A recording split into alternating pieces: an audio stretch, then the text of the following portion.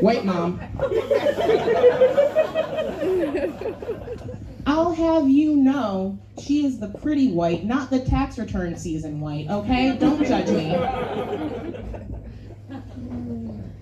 But if you can't tell, making white people uncomfortable is one of my favorite pastimes. It's kind of a requirement when you have melanin. But I was recently humbled because I used to think that I was a chocolate chip in the cookie. And then I went to an all-black bachelorette party for a cousin. Turns out I'm the raisin of the potato salad. Don't think about it too much, I'm not. And one more time for our host, Sarah Lynn, and this awesome venue. This is my hand. You did. Was it you? You did? What's your name? My name's Logan. My middle name's kind of weird. What's your weird middle name? It's Whitfield. Oh yeah, don't talk about that. Yeah. I'm so sorry. Well, I apologize. I shouldn't have made you bring that out. That was trauma. From fucking Jane Austen shit. I never had a phase where I hated my name. Maxwell's pretty good. I will say though, I get a lot of Maxwell references. Most are good. Maxwell the R&B singer, fabulous. Maxwell Silverhammer is delightful and kind of demented, which is sort of my speed. And even Maxwell Smart is like adorable, I think, right? My favorite waitress. Feeling, right? Like if I did that like 8 or 9 years down the line, I would see a child that looks like me, but has the worst behaviors of my dad and his side of the family.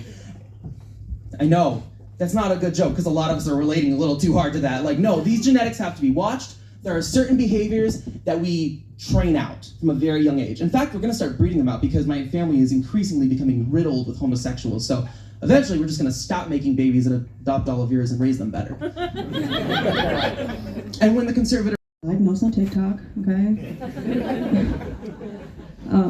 My boyfriend has ADHD too, which is, we spend 60% of our time looking for each other's keys. That's our relationship in a nutshell. Also too, you know, I feel like people don't talk about this as much. Like, my ADHD comes with like sensory issues. Do you guys, anyone have sensory issues? Yeah, it's hard to explain to somebody who like doesn't have them, you know? Like, I don't know how to tell you the reason I'm being a cunt is because I'm wearing a turtleneck for too long. You know? Like, sorry I called your mom a whore. I just... The tag on the back of my neck is really bugging me. I've been thinking, like Sarah Lynn, you know, I've been thinking about my dating history recently. I never used to think that I had like a type, but I was looking back on it and I realized I do have a type. And that type is, he's actually really great once you get to know him. That's about it. The only thing they all had in common really is they were all very good at gaslighting. It was actually kind of impressive. And I know gaslighting is kind of an overused term now, right? But I was thinking about it, and honestly, I blame one man for teaching gaslighting to a new generation, and that man is 1990s Jamaican singer-songwriter Shaggy. You guys know Shaggy?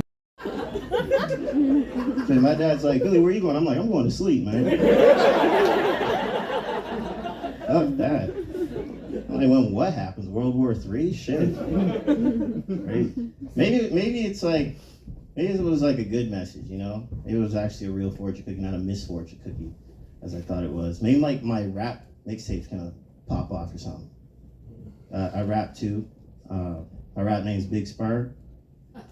So I'm the one that made it, you know what I'm saying?